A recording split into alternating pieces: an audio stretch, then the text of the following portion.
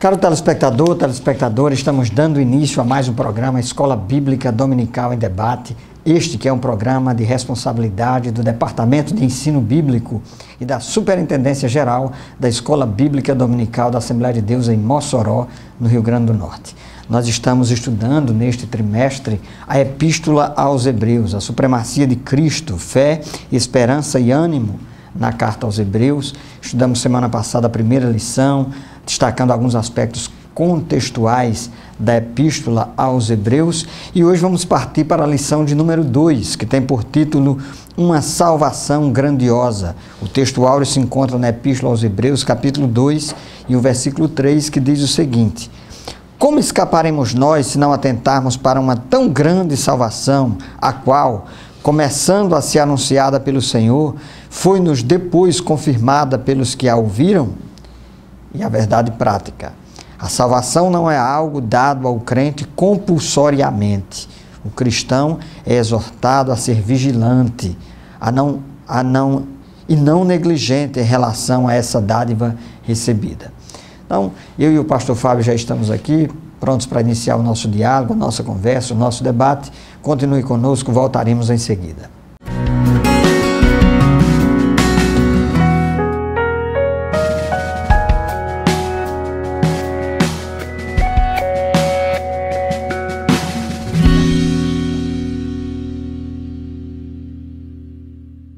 Amados irmãos telespectadores do programa Escola Bíblica Dominical em Debate, estamos hoje na lição de número 2 deste trimestre da Escola Bíblica Dominical, uma lição que tem como título Uma Salvação Grandiosa.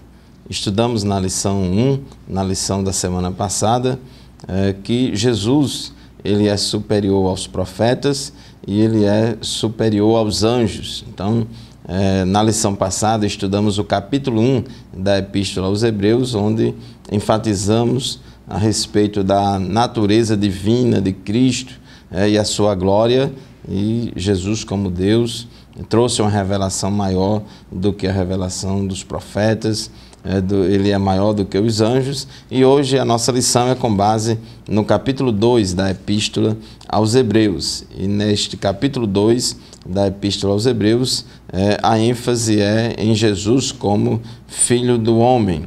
E vai ser enfatizado na lição de hoje a humanidade de Cristo e o seu sofrimento, e vamos mostrar que a salvação que Jesus trouxe para nós é grandiosa, é uma salvação grande.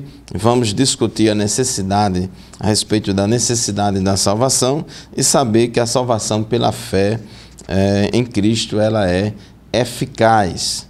O versículo 1 desse capítulo 2 é um versículo muito importante.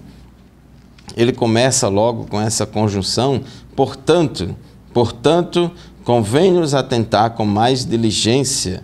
Então, essa palavra aí, portanto, já faz uma ligação do capítulo 2 de Hebreus com o capítulo 1, visto que no capítulo 1 vimos que Jesus, como Deus, ele é superior aos anjos, aos profetas, trouxe a completude da revelação de Deus. Cristo trouxe a revelação de Deus completa.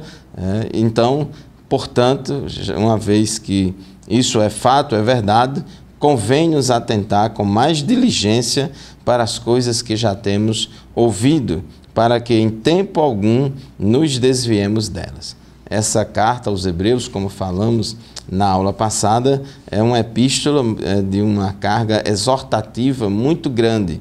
E o pano de fundo geral dessa carta aos Hebreus é que os judeus de uma determinada região, de uma determinada localidade, tinham se convertido a Cristo, passaram a crer no Evangelho, porém, alguns deles estavam abandonando o cristianismo e voltando à lei, voltando às práticas rituais no Antigo Testamento, e eles estavam abandonando a fé, achando que só Jesus não era suficiente para salvar. E por isso que o escritor aos Hebreus, ele, ao longo da sua epístola, ele mostra a superioridade de Cristo em relação a vários critérios, e também ele mostra que uma vez que Cristo é superior, que que a pessoa de Cristo e a obra de Cristo é superior às pessoas dos profetas, dos anjos, de Moisés, etc.,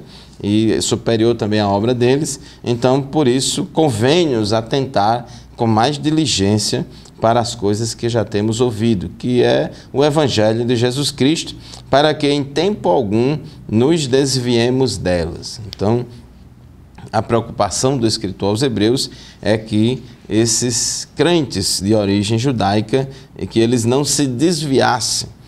E a palavra grega traduzida neste versículo primeiro aqui, por desviemos, que é traduzida com o sentido de desviar, significa no original grego perder o rumo, sair da linha, sair da rota, perder o rumo. Então, era um termo também utilizado em relação a um barco que acidentalmente era desancorado e lançado à deriva em alto mar. Então, esta é uma exortação muito importante que o autor traz contra a letargia e a negligência diante daqueles cristãos de origem judaica com relação à salvação.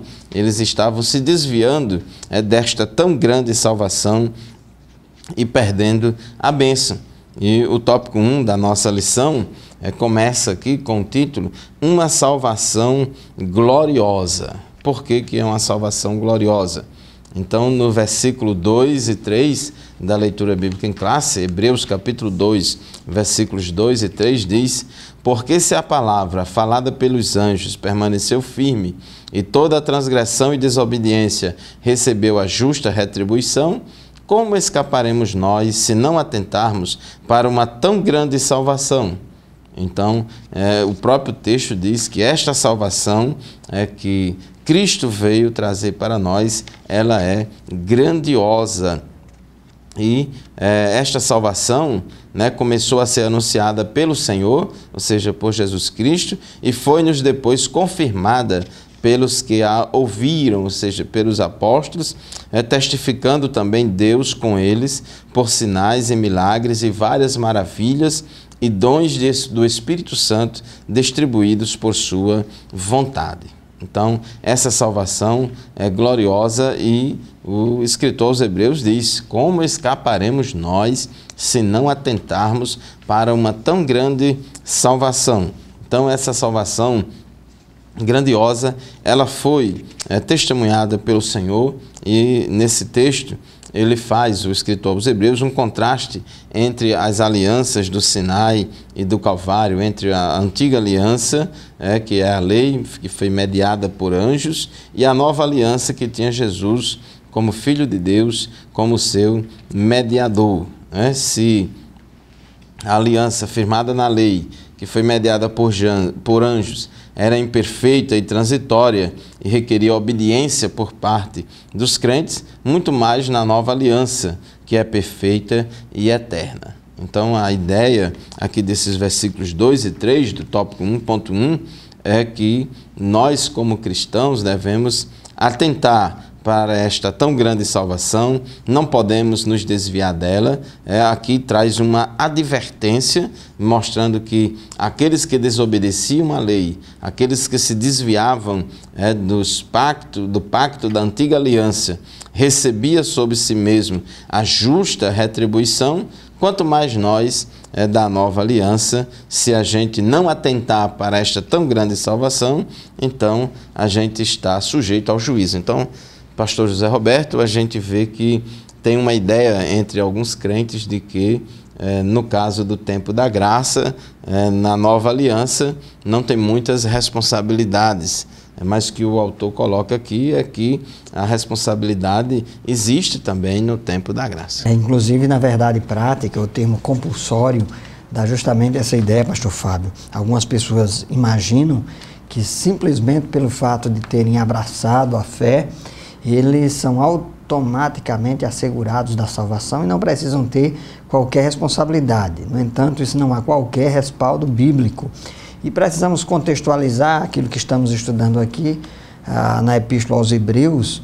O que havia acontecido é que a perseguição estava de forma muito intensa, fazendo com que alguns cristãos hebreus quisessem voltar do Evangelho e da Palavra de Deus para práticas antigas da religiosidade judaica. E o autor tem essa preocupação, por isso que a mensagem desta epístola é justamente no sentido de que os irmãos sejam fiéis, sejam firmes, sejam perseverantes na palavra de Deus. E aqui o versículo 2 diz: porque se a palavra falada pelos anjos permaneceu firme e toda transgressão e desobediência recebeu a justa retribuição, o versículo 3, como escaparemos nós se não atentarmos para uma tão grande salvação? Então, nós temos uma salvação aqui superior, uma salvação que foi nos trazida pelo próprio Cristo, e por isso ela é superior, inclusive, à revelação que foi trazida através dos anjos. Daí a importância de nós avaliarmos o que é melhor em relação ao que é menos significativo e optar pelo que é melhor. Vamos fazer uma breve pausa, convidamos você a permanecer conosco, na volta nós iremos aprofundar um pouco mais esse assunto.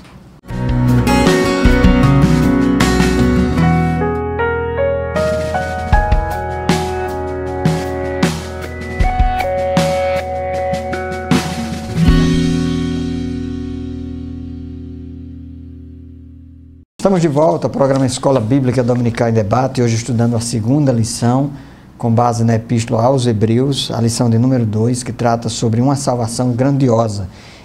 E é justamente isso que diz o versículo 3, como escaparemos nós se não atentarmos para uma tão grande salvação? A palavra melhor, ela é repetida inúmeras vezes na Epístola aos Hebreus, porque o objetivo da Epístola aos Hebreus é justamente estabelecer uma comparação entre o Evangelho, a graça em Jesus Cristo, a salvação em Jesus Cristo e a antiga aliança, a aliança hebraica, a aliança judaica.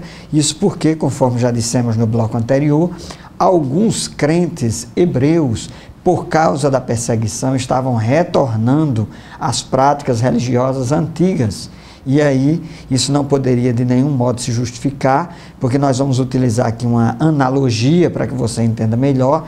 Imagine uma pessoa que já está estudando no ensino médio e ela está lá frequentando as aulas, fazendo as provas, mas é um belo dia, como as provas estão muito difíceis e ela não está querendo responder às exigências e aos estudos, ela tem uma ideia: eu vou voltar para estudar no ensino fundamental. Então é a mesma lógica, raciocínio que o autor da Epístola aos Hebreus está fazendo. Ou seja, se você entrou agora no ensino médio, não faz mais sentido você voltar para o ensino fundamental. Então, versículo 3, como escaparemos nós se não atentarmos para uma tão grande salvação? A salvação que nós temos agora é muito maior, e uma salvação que nos foi revelada em Cristo. E o ponto 1.2 diz que foi proclamada pelos que a ouviram. Daqui nós já depreendemos, inferimos, que o autor da Epístola aos Hebreus, que a gente não sabe quem é, Orígenes, disse de forma muito contundente, nós concordamos com ele: somente Deus sabe quem escreveu a Epístola aos Hebreus. Nós sabemos que é uma epístola que foi inspirada, que ela foi soprada pelo Espírito Santo, é uma das epístolas do Novo Testamento mais cristocêntricas, que coloca Cristo como foco principal, mas nós não sabemos quem foi o seu autor.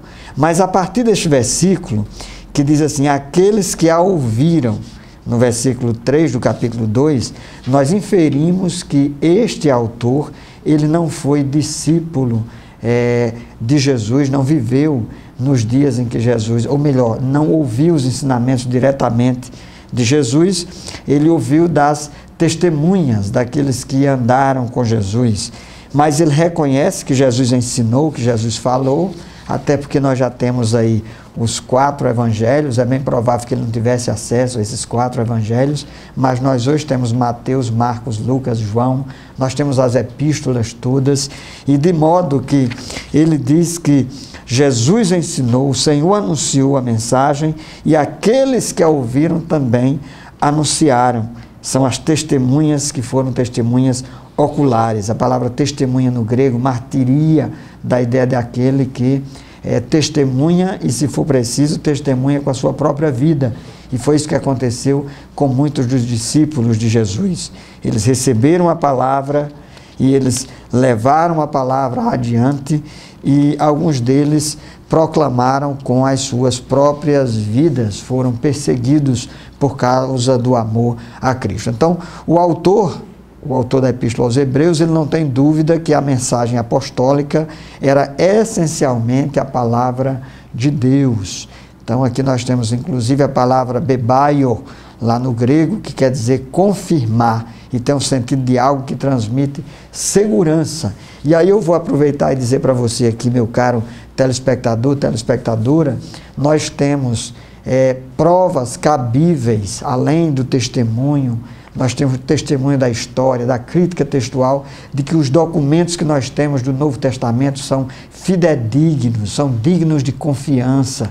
Então você pode ter certeza que você está lendo, quando você está lendo o Novo Testamento, as epístolas, os evangelhos, você está lendo textos que foram produzidos e escritos por aqueles que andaram com Jesus, ou pelo menos aqueles que foram testemunhas, como o autor da Epístola aos Hebreus, que ouviu diretamente daqueles que andaram com Jesus. Existem documentos suficientes que nos dão essa segurança. E nós temos convicção de que o evangelho que nós pregamos é o evangelho que está na palavra de Deus e que foi o evangelho ensinado, pastor Fábio, pelo nosso Senhor e Salvador Jesus Cristo. É verdade, este evangelho fala da grande salvação trazida por nós, por Jesus Cristo, e anunciada primeiramente por Jesus. Essa tão grande salvação, Jesus anunciou primeiramente, mas as suas testemunhas oculares, os seus apóstolos, eles receberam de Cristo essa comissão de continuar pregando este evangelho. Inclusive, Atos dos Apóstolos, capítulo 1, versículo 2, diz que Jesus, antes de voltar para o céu, ele deu mandamentos pelo Espírito Santo aos apóstolos que escolhera. Então, ele comissionou os apóstolos para poder continuar falando desta tão grande salvação, e os apóstolos, ao falarem desta tão grande salvação, essa grande salvação, essa salvação grandiosa foi confirmada também pelos sinais, pelas maravilhas que o Espírito Santo também fazia ao longo das pregações dos apóstolos. Diz a palavra de Deus no versículo 4 aqui da nossa leitura bíblica em classe, Hebreus 2 e 4, testificando também Deus com eles por sinais e milagres, e várias maravilhas e dons do Espírito Santo distribuídos por sua vontade. Então, a gente vê também no final da grande comissão, quando Jesus deu ordem a eles para saírem por todo mundo, pregando o evangelho a toda criatura, né, para irem todo mundo fazendo discípulos de todas as nações, a Bíblia diz que Deus ia confirmando a palavra deles com os sinais que se seguiam. E esses sinais que seguiam a pregação dos apóstolos, a obra missionária dos apóstolos, eram sinais feitos pelo poder do Espírito Santo que confirmavam a autenticidade do Evangelho, confirmavam a autenticidade da pregação apostólica. E Atos dos Apóstolos, capítulo 1, versículo 8, antes de Jesus voltar para o céu e antes da descida do Espírito Santo no dia de Pentecostes, Jesus disse aos seus discípulos: mas recebereis poder ao descer sobre vós o Espírito Santo e ser-me-eis testemunhas, tanto em Jerusalém, como em toda a Judéia e Samaria e até os confins da terra. Então, em Atos 1 e 8, Jesus já tinha prometido aos seus discípulos que eles iam receber o poder do Espírito Santo para testemunharem desta salvação gloriosa, desta salvação grandiosa, eles iam testemunhar, iam testificar no poder do Espírito Santo. Diz a palavra de Deus em Atos dos Apóstolos, capítulo 19, que Deus, pelas mãos de Paulo, fazia milagres extraordinários entre o povo. Então, os sinais, os milagres que seguiram no ministério, que foram presentes, que foram muito evidentes no ministério dos apóstolos, eram sinais e eram milagres de Deus que confirmavam que essa salvação é grandiosa, confirmavam a autenticidade da pregação apostólica. O mesmo Espírito Santo que estava sobre Jesus, confirmando a pregação de Jesus com sinais e maravilhas, também foi o mesmo Espírito que usou os apóstolos. Em Atos 10 e 38, o apóstolo Pedro reconhece que Jesus ele foi ungido pelo Espírito Santo com poder, o qual andou fazendo bem e curando todos os oprimidos do diabo, porque Deus era com ele. Então esse mesmo Espírito continuou atuando na vida dos apóstolos, e quando Paulo foi pregar lá em Corinto, uma cidade grega de muita valorização da filosofia, da teoria filosófica, e Paulo, quando chegou para pregar na cidade de Corinto, ele revelou aqui em 1 aos Coríntios, capítulo 2, versículos 4 e 5, a minha palavra e a minha pregação não consistiram em palavras persuasivas de sabedoria humana, mas em demonstração do Espírito e do poder, para que a vossa fé não se apoiasse em sabedoria dos homens, mas no poder de Deus. Então, essa salvação anunciada pelos apóstolos foi uma salvação grandiosa, gloriosa, que foi confirmada com os sinais, milagres e maravilhas, de acordo com os dons do Espírito Santo, distribuídos e repartidos a cada um deles segundo a vontade de Deus. Muito bem, chegamos ao final do segundo bloco do nosso programa de hoje. Vamos fazer mais um intervalo e já retornaremos para continuar o nosso estudo, estudando o tópico 2 da nossa lição, uma salvação necessária. Fique conosco.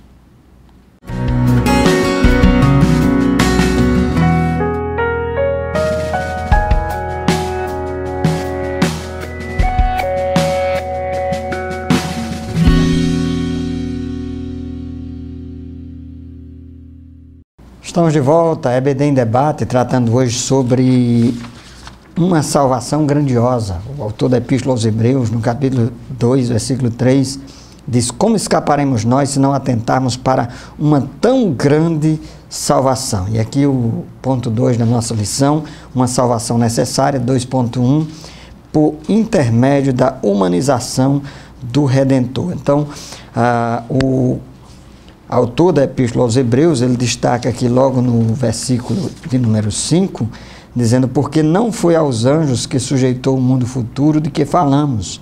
Versículo 6, mas em certo lugar testificou alguém dizendo: que é o homem para que dele te lembres, ou o filho do homem para que o visites? Então, você já deve ter notado que o autor da Epístola aos Hebreus, ele faz muitas referências ao Antigo Testamento e principalmente ao livro de Salmos, e aqui ele faz uma referência direta ao Salmo de número 8 e faz uma aplicação alusiva ao próprio Senhor Jesus Cristo, destacando que Jesus é o homem. Jesus, de fato, ele mesmo se denominou Filho do Homem por diversas vezes, e a natureza humana de Jesus Cristo é uma doutrina que sempre foi ensinada pela igreja, ainda que ela não desconsidere que Jesus também era divino. Então, é preciso que haja equilíbrio nesse ensinamento. Jesus é Deus, homem, ele é totalmente Deus e é totalmente homem. Mas para o autor da Epístola aos Hebreus, o enfoque que ele quer dar aqui nesse capítulo 2 é em relação à humanidade de Cristo. Por isso o comentarista denomina esse tópico de humanização do Redentor. Ora, se o pecado entrou no mundo através de Adão, fazia-se necessário que a salvação viesse ao mundo através de um homem. E daí o verbo se fez carne. João capítulo 1, versículo 1, na Epístola aos Hebreus, ou melhor, aos Filipenses, capítulo 2, versículo 6, o autor Paulo, aqui especificamente, Paulo diz no versículo 6 do capítulo 2, que sendo Jesus em forma de Deus, não teve por usurpação ser igual a Deus, mas aniquilou-se, a kenosis, ele esvaziou-se a si mesmo, tomando a forma de servo, fazendo-se semelhante aos homens. Então Paulo diz aqui que Jesus, ele se humanizou para vir à terra e para assumir a obra da salvação. E é importante que nós destaquemos esse aspecto, porque foi Cristo que morreu na cruz do Calvário, o seu sangue foi derramado na cruz do Calvário, e é a razão pela qual nós temos a garantia e a certeza da salvação. Aqui nesse versículo 4 ainda da leitura que nós tratamos, diz assim, versículo 6, mas em certo lugar testificou alguém dizendo, quem é o homem para que dele te lembre? Versículo 7, tu o fizeste um pouco menor do que os anjos, de glória e de honra o coroaste e o constituíste sobre as obras de tuas mãos. É importante a gente destacar aqui que entre o povo hebreu havia um destaque para os anjos, e os anjos eram colocados em posição de destaque, porque eles eram mensageiros, angelos, no grego, inclusive foi assim traduzido na Septuaginta, da ideia daqueles que eram mensageiros de Deus. Os judeus acreditavam que os anjos teriam tomado parte no processo de entrega da lei, e há referências bíblicas que de algum modo sustentam essa doutrina, mas em todo caso eram os anjos que traziam mensagens. Lembre, por exemplo, do caso de Daniel e de tantas outras passagens do Antigo Testamento que demonstram os anjos trazendo mensagem de Deus, da parte de Deus. Mas aqui nós temos o próprio Deus nos trazendo a sua mensagem em figura humana, personificado. É com esse raciocínio que o autor da Epístola aos Hebreus está querendo destacar o seguinte, para a gente deixar isso de forma bem clara. Ora, se vocês consideram os anjos de forma muito significativa e dão um certo status à condição das mensagens trazidas pelos anjos, imagine agora que nós temos uma mensagem de salvação que nos foi trazida pelo próprio Filho de Deus. E aí, pastor Fábio, nós temos agora uma certeza de que o próprio Deus, ao se fazer carne, o próprio Deus, ao se fazer homem, trouxe a nós uma mensagem que é uma mensagem clara e direta do próprio Deus. Por isso que essa salvação é tão grande. É verdade, é muito gloriosa e grandiosa a salvação que Cristo trouxe para nós.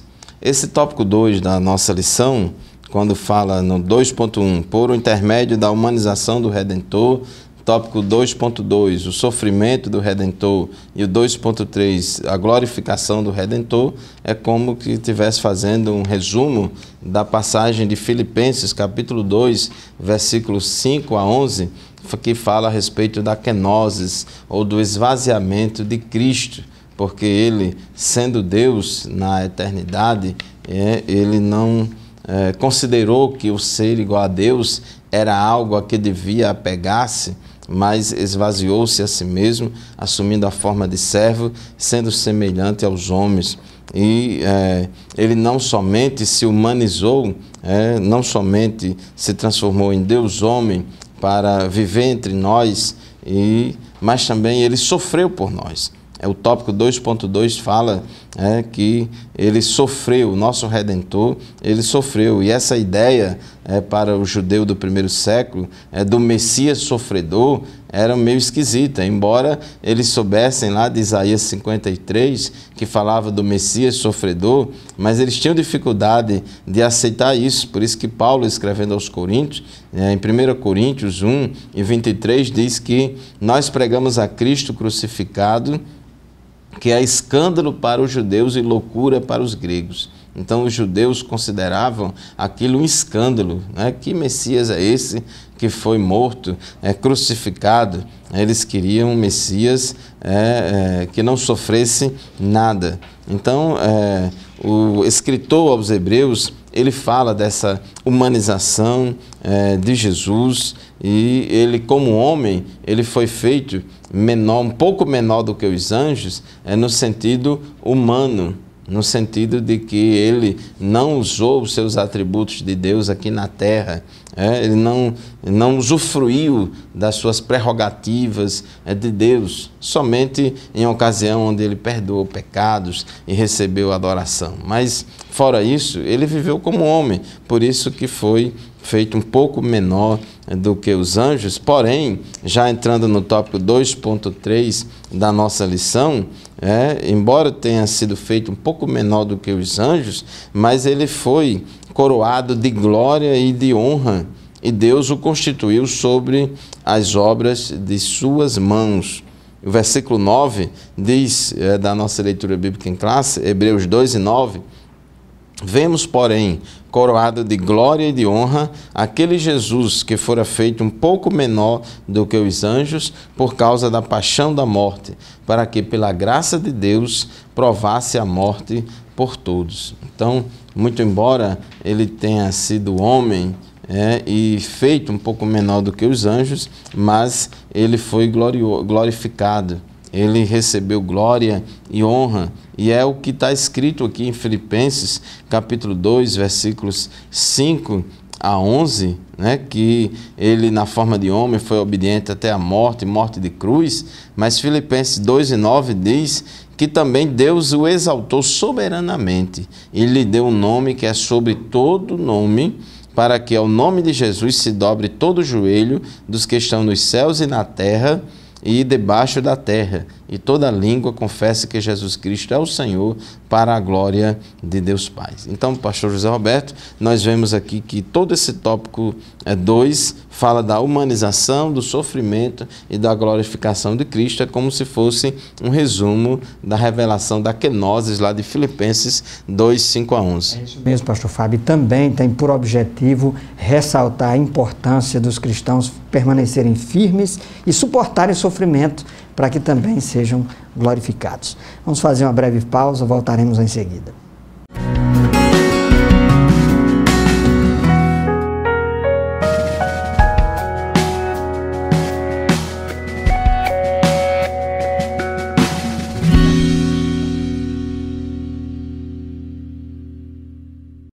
Queridos telespectadoras do programa Escola Bíblica Dominical em Debate, estamos de volta para o quarto e último bloco do nosso programa de hoje, estudando a lição de número 2, uma salvação grandiosa. Quem disse que essa salvação é grandiosa foi o escritor aos Hebreus. Hebreus 2 e 3, é o textuário aqui da nossa lição, fala desta tão grande salvação. E o tópico 3 da nossa lição diz que uma salvação eficaz.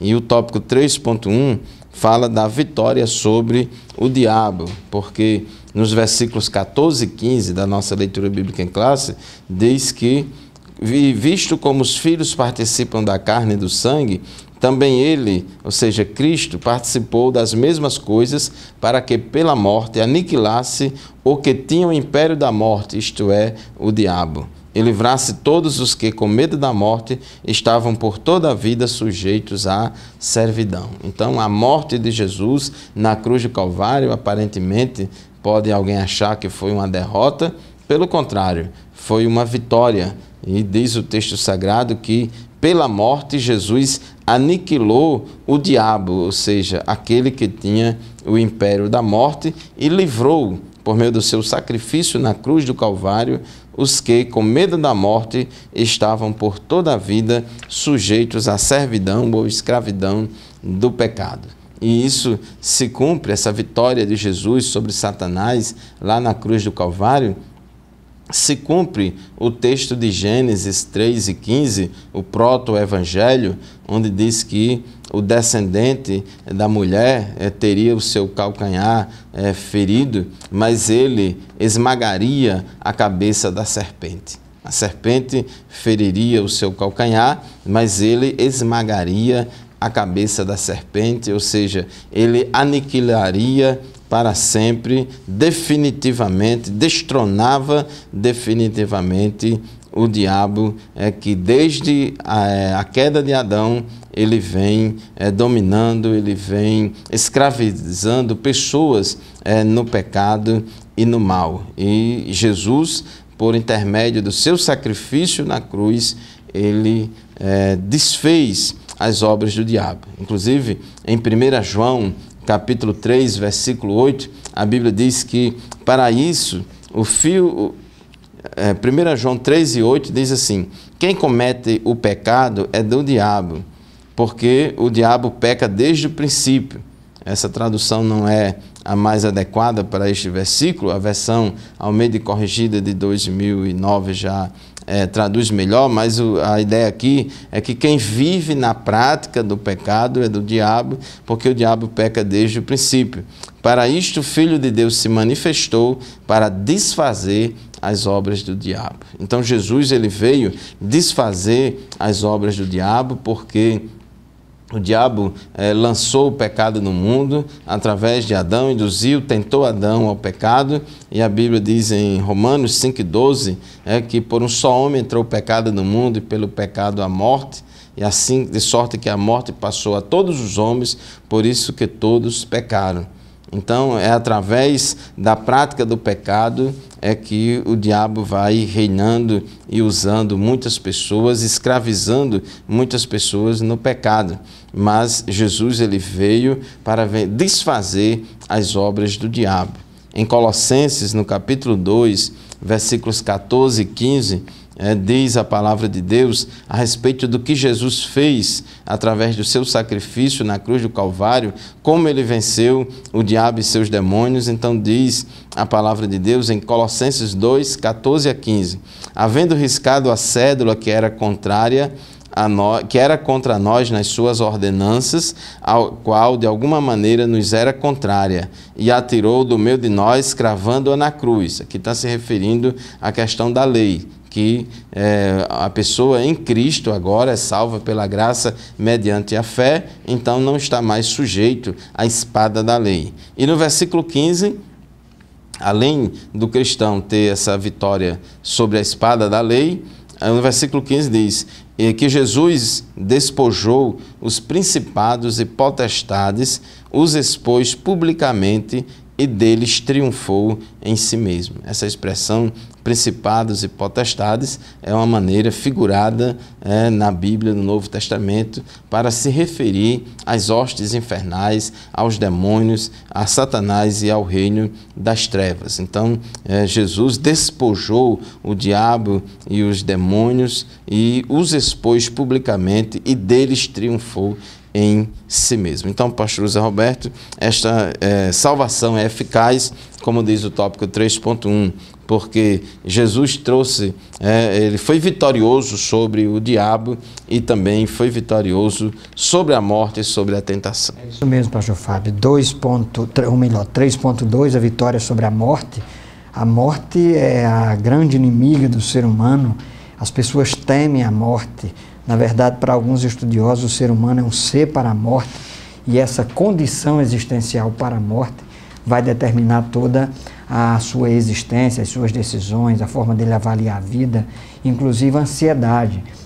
No entanto, nós temos aqui na Epístola aos Hebreus, em tantos outros textos do Novo Testamento, a mensagem de que a morte não é o fim, e o autor da Epístola aos Hebreus diz aqui nesse versículo 15, que Jesus nos livrou do medo da morte. Então, aquelas pessoas que vivem de repente muito angustiadas, ansiosas, o que é que vai acontecer de mim, o que será do meu futuro, existe vida depois da morte? A Bíblia nos garante que sim. O apóstolo Paulo diz que nós temos a revelação da vida eterna através do nosso Senhor e Salvador Jesus Cristo. Nós temos a bendita esperança do arrebatamento da igreja, a certeza e a convicção de que a trombeta vai soar, os mortos em Cristo ressuscitarão primeiro. 1 Tessalonicenses capítulo 4, versículo 13 a seguir, ou os seguintes.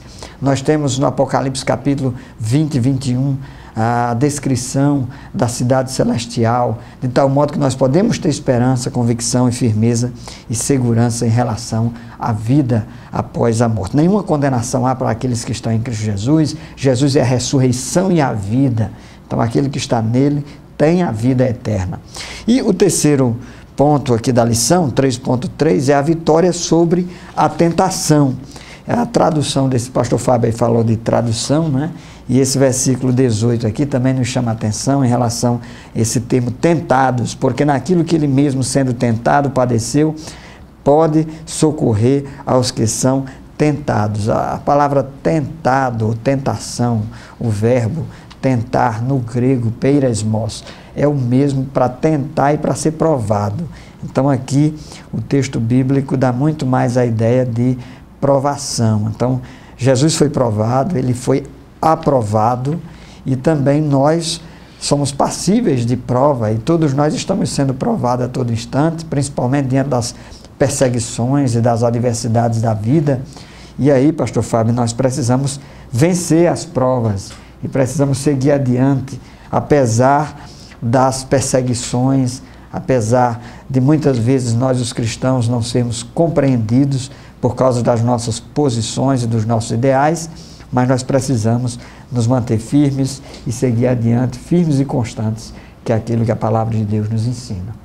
Isso mesmo, em Cristo nós temos vitória sobre as tentações, temos vitória sobre as provações e nos identificamos com os sofrimentos de Cristo. Isso. Nos identificamos com a cruz de Cristo, por isso que a Bíblia, em vários versículos, nos alertam a que a gente não estranhe as provações que vêm sobre nós. Jesus disse, no mundo tereis aflições. Tereis aflições, mas tende bom ânimo, eu venci o mundo.